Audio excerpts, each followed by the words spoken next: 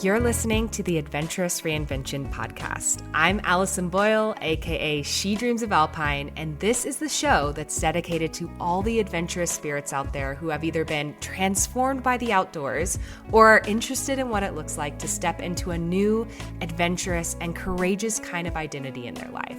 It doesn't matter what your background is in the outdoors, what age you're starting at, or where you grew up. If you're curious about the outdoors and using adventure as a way to reinvent yourself, you're in the right place. I'll be sharing all kinds of personal adventure stories, lessons I've learned from the mountains, teaching what I know about the outdoors and leadership, and interviewing some amazing adventurous women all along the way. I've been coaching women on becoming safe, confident, and self-sufficient backpackers and leaders of their own adventurous lives since 2018, and I know exactly what big fears and self-doubts can pop up along the way. I have so much to share with you, so let's dive in. Hello everyone, it's Allison, and before we dive into today's episode, I wanted to just kind of give a quick announcement. So I'm taking a little summer break from the podcast. I've got some very exciting personal adventures planned for the summer and also some really epic client trips that are coming up on the horizon. So this pause is really just to give me and my team a little space to breathe and reset and focus in other areas of our business right now. But I didn't want to leave you hanging with nothing to listen to over the summer. So I am going to be sharing something really special. I'm going to be sharing a behind the scenes audio series from my hike on the John Muir Trail. So my husband Michael and I set out to thru-hike the John Muir Trail back in 2020. So that is a while ago now. We were aiming to finish it in 22 days, but due to some massive wildfires and a full national forest closure, we had to bail early. This is something we definitely didn't expect. So this series, for some reason, we decided to record like a daily podcast back then. This was before I even had the podcast. But this series is going to be showing you a real, raw, behind the scenes audio that we recorded on the trail when we were out there doing the John Muir Trail, as we dealt with all the highs, the lows, the relationship dynamics, and also the huge disappointment of getting kicked off the trail early in 2020, and then our eventual comeback in 2021 to finish it. So if you have ever dreamed of hiking the JMT, or you just love a good adventure story, you are going to love these sort of like bite-sized episodes that are coming up of our kind of behind the scenes trail diary. This is something that I've never released before. So I really think you're going to enjoy this, and it will kind of like fill that, adventure itch that you might be getting while we're taking a little break from our normal episodes. And this series will run through about mid-August, and then we will be back with fresh episodes on the Adventurous Reinvention podcast. If you're listening to this kind of midway in the series, be sure to go back and listen to previous episodes. But at the end of the day, I hope you enjoy this and that it's a nice little kind of thing to get you excited about your own adventures and maybe even eventually pursuing the John Muir Trail one day. All right, let's dive in. Hello. This is Allison. And Michael. Coming to you in our tent at Evolution Lake currently. And we're both very exhausted again. I feel like that's going to be the theme of this next 12 days. Hi, we're Allison and Michael, and we're exhausted. Yeah, you're barely holding that phone up. Anyway. But also, this is one of the harder days. So we can say it now. Yeah, we'll see. I mean, I guess we'll see what happens the rest of the days. But today we woke up. Well, I guess I'll just say it really quickly and then we'll go back. We went over Muir Pass today, so that's kind of what was made it so brutal. But I guess starting at the beginning, we woke up at our campground in Little Peat Meadow, which was fine, but there was still a ton of people and donkeys. Donkey madness. Donkeys running around, Mules, just wild. To be exact. And cowboys, but on the upside, they did offer us some delicious coffee cake. Yeah, so did you hear they had left over. Did she tell you they got resupplied, but they gave them way too much food? Yeah.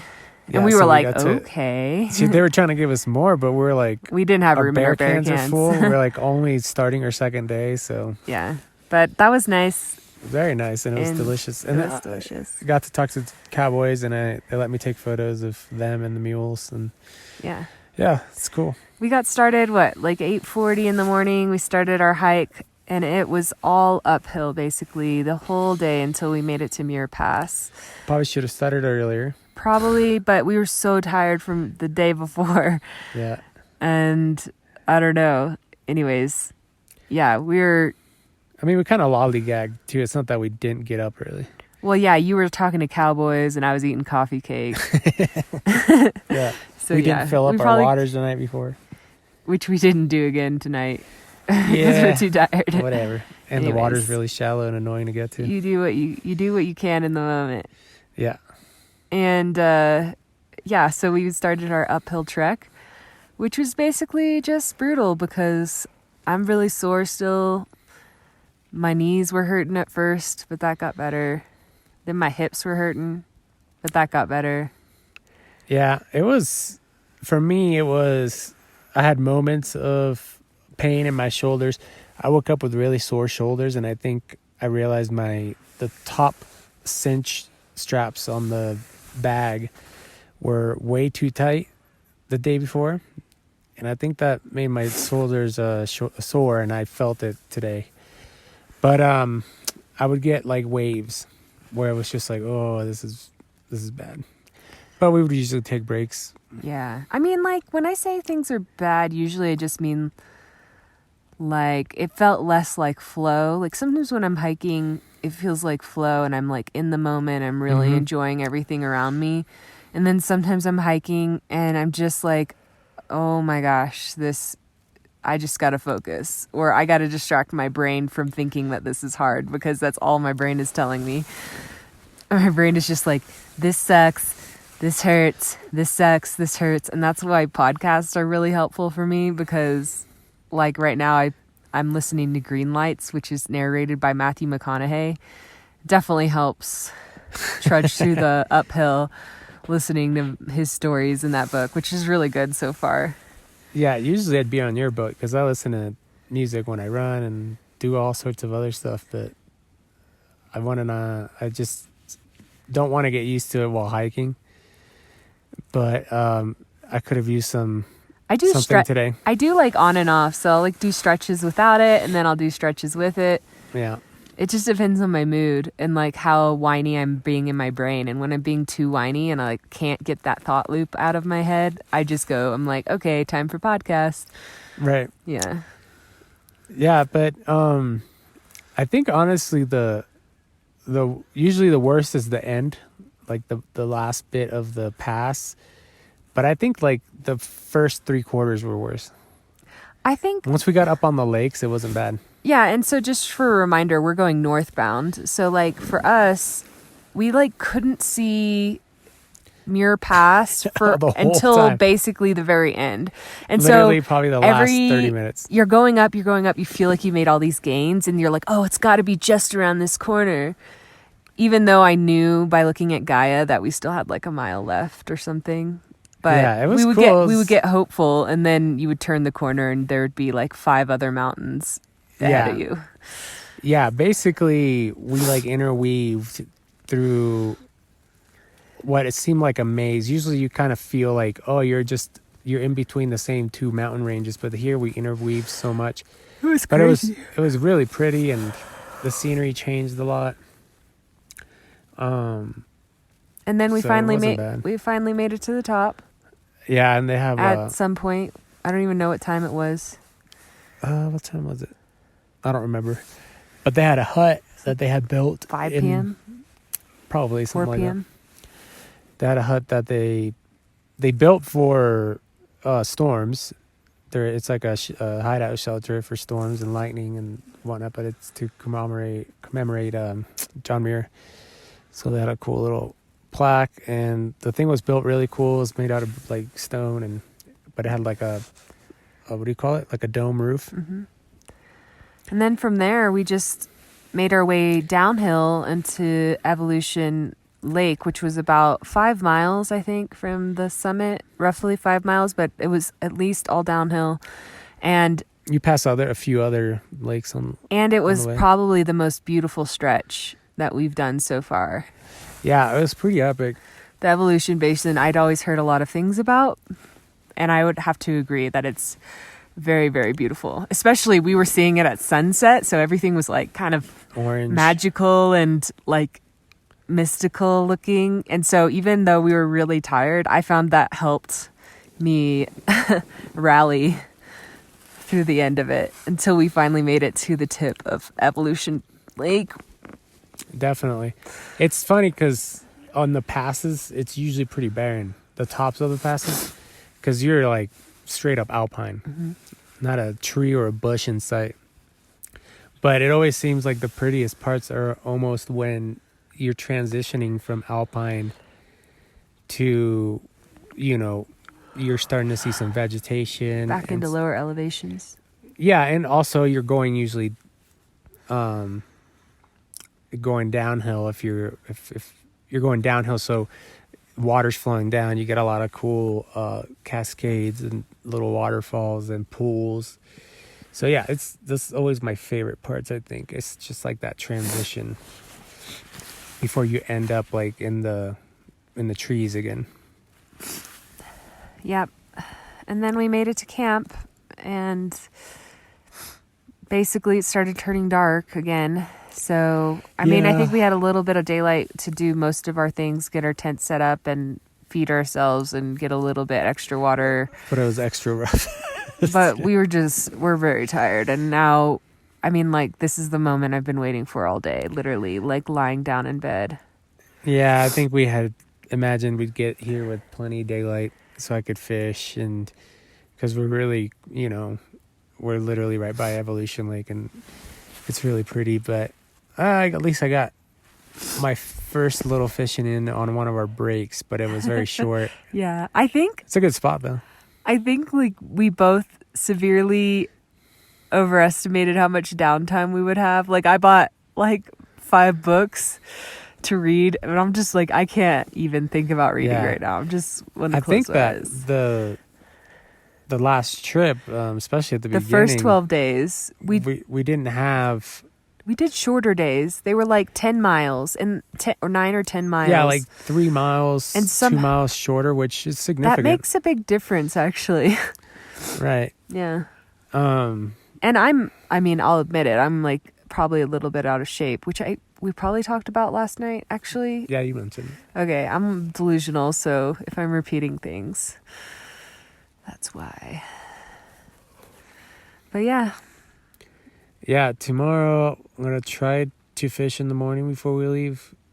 But I don't know, because we were talking about getting started earlier, so we can have time to chill. It's like tomorrow should be easier, but it's like way less elevation gain. It's and it's actually mostly downhill, but we're also doing more mileage tomorrow.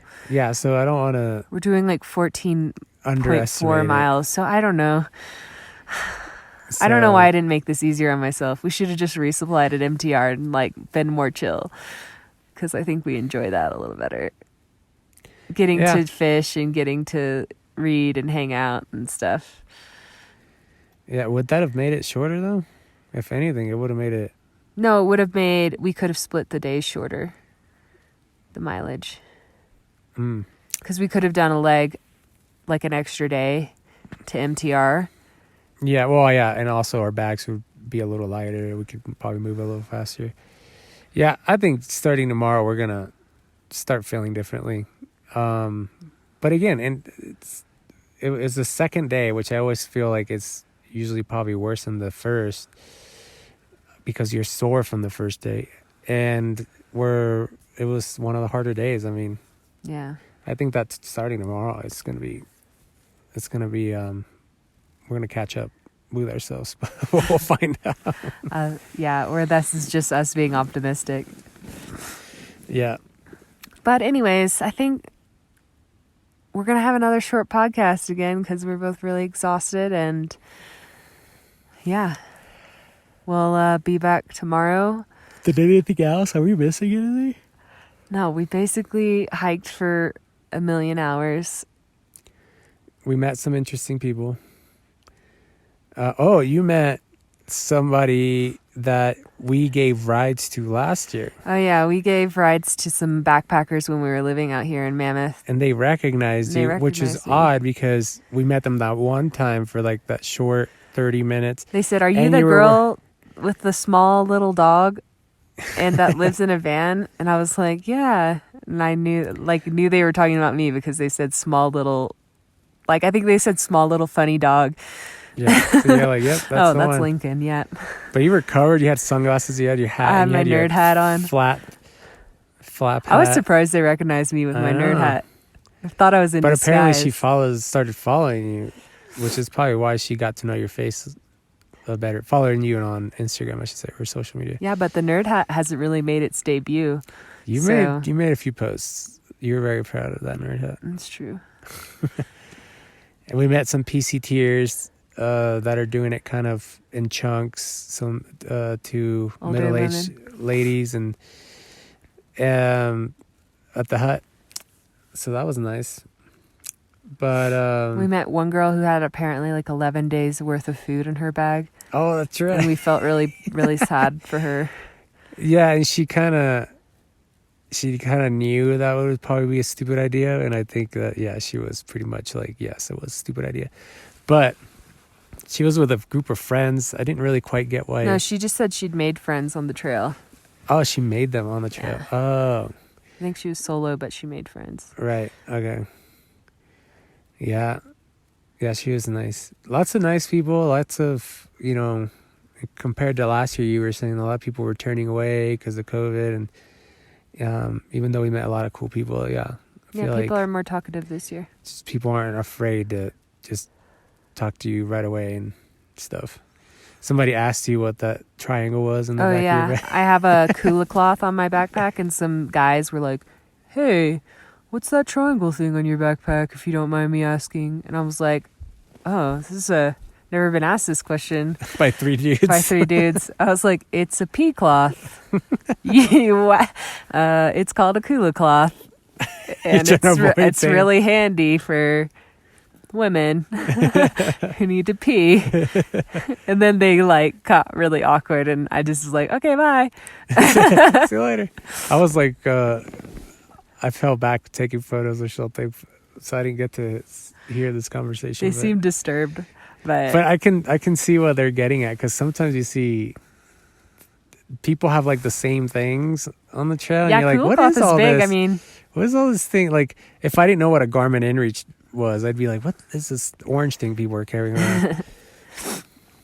Yeah, it's funny. I mean, you wouldn't think that a Kula cloth pea rag thing would be one of your favorite pieces of gear, but man, it's so handy and keeps your underwear dry because you're not doing the whole drip dry thing.